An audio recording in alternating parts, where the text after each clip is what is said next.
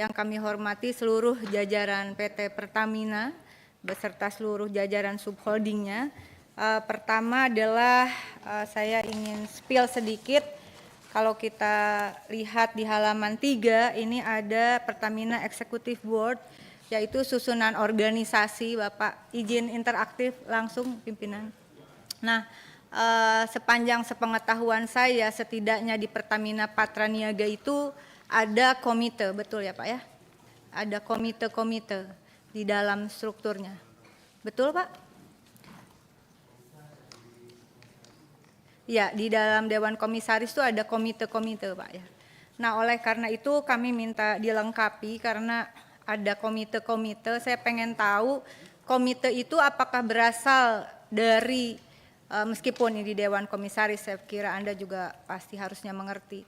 Apakah itu berasal dari dalam internal yang dipilih di setiap perusahaan yang berada di bawah PT Pertamina, atau itu orang lain baru lagi begitu? Orang lain.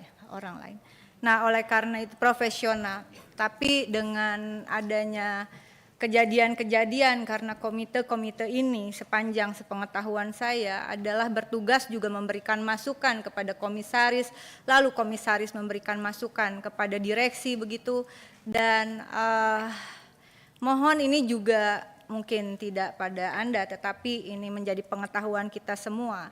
Mohon kiranya ada perampingan juga, karena ini juga artinya ada alokasi anggaran yang sementara kalau kita lihat outputnya itu tidak terlalu optimal terhadap kinerja. Contohnya beberapa kasus ya, kasus ini memang kasus yang terjadi bukan di periode kepemimpinan Pertamina sekarang, tetapi dilansir dari 31 Juli 2025 ini hasil penyidikan BPK semester 1 menemukan PIMD melakukan penjualan kargo ke Phoenix Petroleum tanpa analisis risiko dan ada kerugian besar.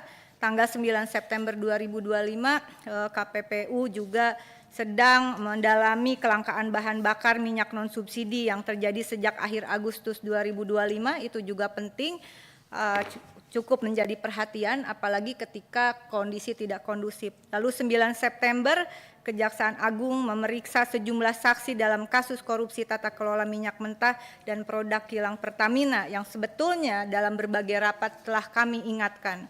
9 September KPK menangkap 3 tersangka dugaan korupsi suap pengadaan katalis PT Pertamina tahun anggaran 2012 sampai 2014. Lalu 10 September, dan kalau kita lihat di googling saja kasus Pertamina yang terungkap di 9 jam lalu begitu, dan ini juga ada kaitannya dengan salah satunya kalau yang kemarin 10 September Kejaksaan Agung memeriksa 2 pejabat Bank Mandiri perihal kasus korupsi tata kelola minyak mentah dan produk kilang di Pertamina begitu. Jadi saya menyampaikan ini adalah sama dengan Mas Kawendra tadi, perlu ada langkah-langkah yang lebih progresif begitu. Jangan dipikir kemudian publik tidak tahu begitu ya. Tapi saya kira beberapa kasus yang terbongkar ya pasti suatu saat akan terbuka begitu, dan kami mohon ada perbaikan kinerja dari pihak Pertamina secara keseluruhan, dan mohon nanti ada bantuannya untuk ini kan hanya subholding begitu, dan ada organisasi struktur kelola semua perusahaan yang berada di bawah Pertamina itu apa saja. Kemarin cukup saya bersimpatik dan mendukung langkah Presiden untuk tidak memberikan tantiem kepada komisaris yang nilainya juga cukup fantastis begitu di seluruh BUMN. Dan kiranya saya juga minta data berapa sebetulnya gaji direksi di Pertamina ini dari semua level begitu, sehingga kita tahu apakah itu kemudian merit sistemnya jalan, apakah gaji dan tunjangannya itu kemudian sesuai dengan performance, kinerja, dan dividen yang diberikan kepada negara. Dan kita akan, itu menjadi catatan juga untuk mohon nanti pimpinan supaya jawaban tertulis lengkap dengan berapa gaji yang diterima oleh seluruh direksi yang berada di bawah Pertamina ini.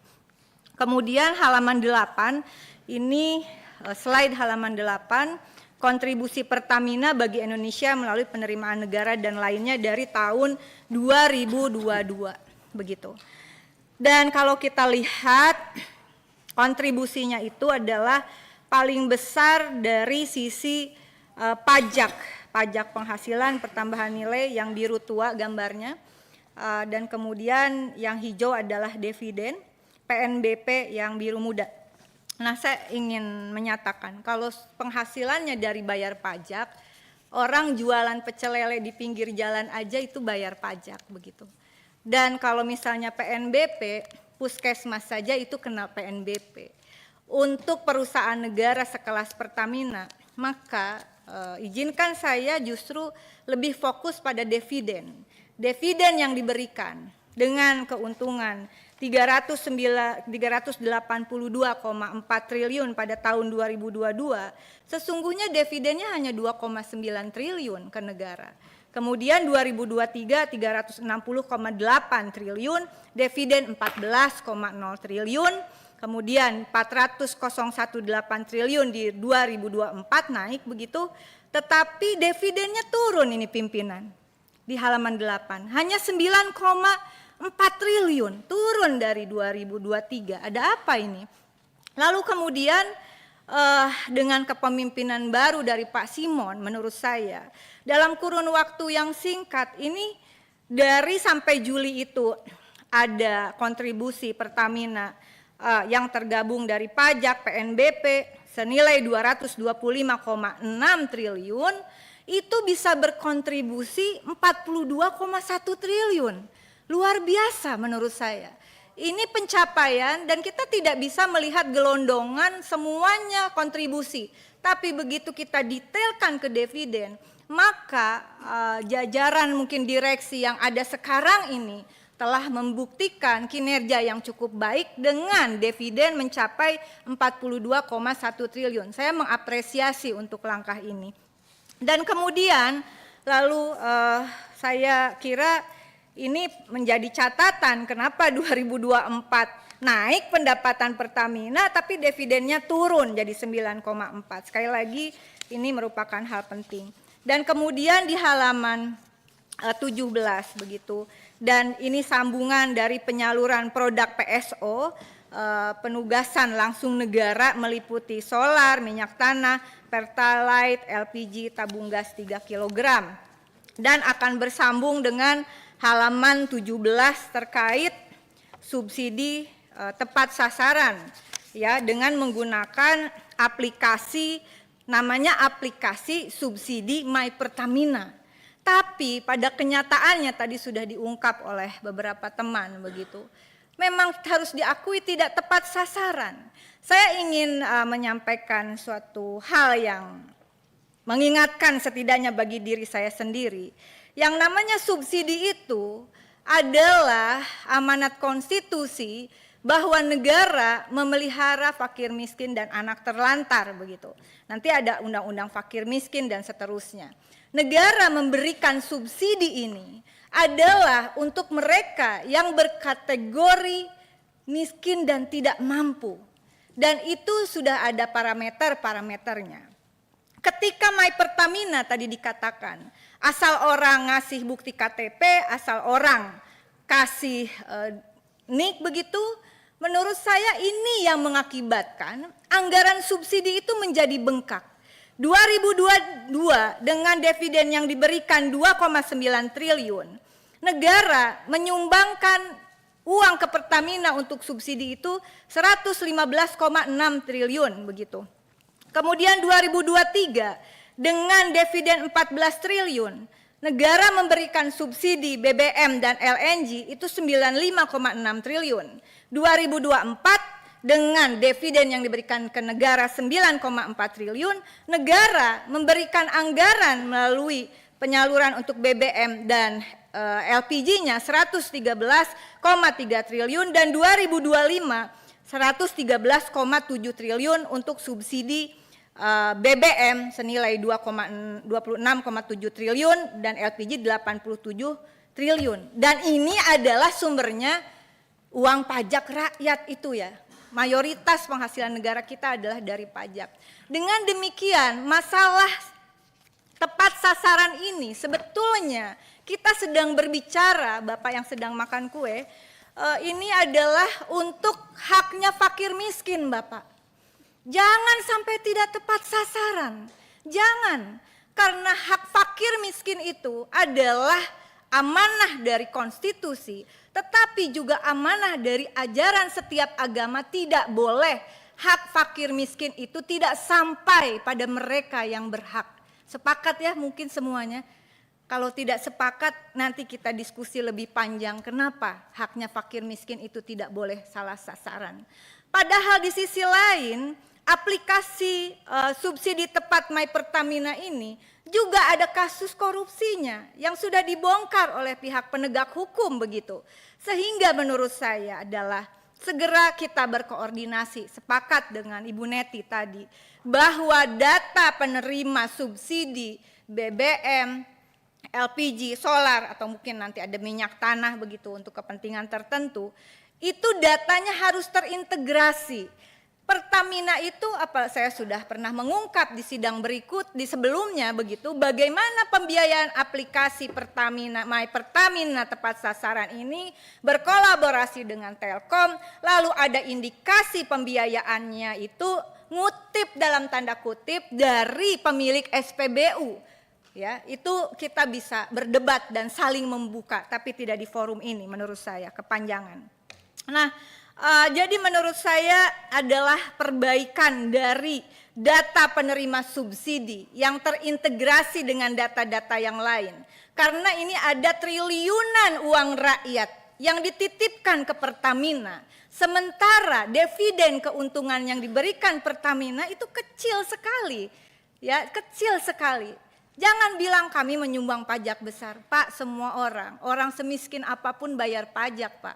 Dari pajak jalan, pajak tanah, pajak rumah, semuanya nggak ada yang bayar pajak. Tapi kalau perusahaan negara sebesar Pertamina, kami tidak bisa penilaiannya itu adalah dari pajak dan PNBP. Sekali lagi dividennya mohon ditingkatkan. Pada Januari sampai Juli ada 42 triliun tadi, saya kira ini cukup ada kemajuan pimpinan. Namun haruslah ditingkatkan. Lalu hal lainnya, di halaman 18. Apa usulan saya? Usulan saya harus ada efektivitas, efisiensi terhadap program di samping persoalan tadi subsidi dan seterusnya. Saya ambil contoh di slide 18 tentang jaringan pipa. Pipa jaringan gas itu panjangnya yang sudah dibangun oleh Pertamina 19.716 km. Betul ya Bapak? Di halaman 19. Betul Pak? Betul. Dan kemudian pelanggannya untuk rumah tangga, artinya Jargas ini kan untuk rumah tangga, betul Pak ya, begitu cara bacanya Pak ya. Saya bukan ahlinya, tapi kira-kira begitu ya Bapak Ibu. Bukan, yang industri ini, yang kan ini ada industri komersial pipa gas sekian kilometer. Tapi yang untuk Jargas ini 19.716 km untuk 814.007 rumah tangga. Betul begitu Pak ya? Benar. Benar Bapak? Betul. Mohon izin pimpinan, benar ya? Benar. Berarti matematika saya nggak jago, tapi saya kalikan saja 19.716 km kali 1.000 meter. Berarti kemudian kita bagi 814.007 rumah tangga. Berarti per 1 kilometer hanya ada 24,22 rumah tangga. Ini tidak efektif, tidak efisien. Tadi Pak Kanang mengatakan atau siapa ya, mengatakan ini penting Jargas ditingkatkan untuk efisiensi. Nah, mohon dari panjang pipa yang 19.716 km rasanya kenapa hanya ada per kilonya 24 rumah. Nah, ini kembangkanlah Jargas. Jargas ini sangat potensial.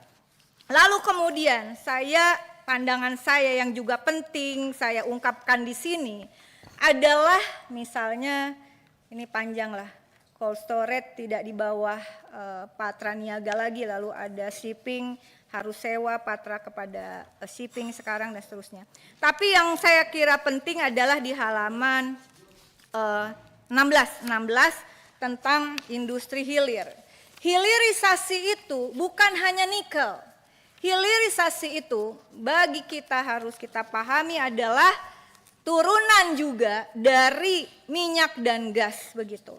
Dari minyak dan gas, industri hilir minyak dan gas atau petrokimia ini kalau kita mungkin data saya salah ya, mohon dikasihkan masukan begitu.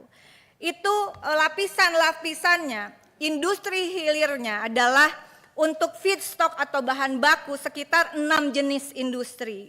Kemudian ada basic chemical menghasilkan 7 turunan, kemudian chemical intermediates atau derivatif ada sekitar 6, final production ada 11, dan produk di end user ada sekitar 10.